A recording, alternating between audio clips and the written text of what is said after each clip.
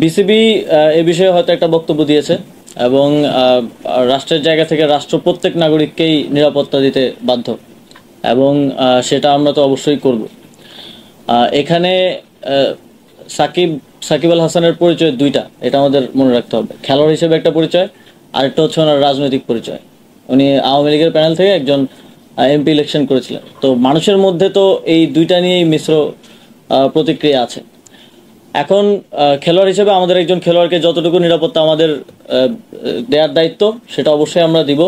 তিনি দেশে আসলে আমরা সেটা দিব এবং তার নামে যে মামলাটা হয়েছে, হত্যা মামলা, সেটার বিষয়ে আমরা ইতিমধ্যেই বলেছি, ইতিমধ্যে আইন মন্ত্রণালয় বলেছে যে সংশ্লিষ্টতা না থাকলে প্রাথমিকভাবেই নামটা বাদ দেওয়া হবে।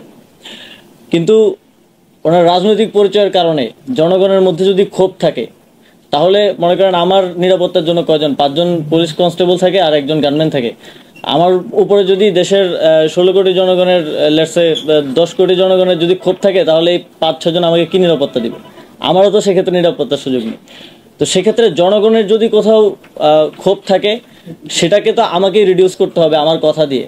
তো আমার মনে হয় যে ওনাকে ওনার জায়গাটা পরিষ্কার করা প্রয়োজন। রাজনৈতিক জায়গা থেকে ওনার যে রাজনৈতিক অবস্থান সেটা নিয়েও কথা বলা প্রয়োজন। অলরেডি মাশরাফি বিন মুর্তজা বোধহয় কথা বলেছেন সেই বিষয়টি নিয়ে। তো জনগণের পক্ষ থেকে যদি নিরাপত্তা ঝুঁকি থাকে, সেটা কেউই কাউকে আসলে দিতে পারবে না। শেখ হাসিনাকেও তো নিরাপত্তা দেওয়া যায়নি, তাকে দেশ ছেড়ে পালাতে হয়েছে। তো সেই জায়গাটা, রাজনৈতিক বিষয়টা পরিষ্কার করা প্রয়োজন বলে আমি মনে করি। কিন্তু একজন খেলোয়াড় হিসেবে আমাদের প্রত্যেক খেলোয়াড়কে নিরাপত্তা দেওয়াই আমাদের দায়িত্ব এবং সেই দায়িত্বটা আমরা পালন করব।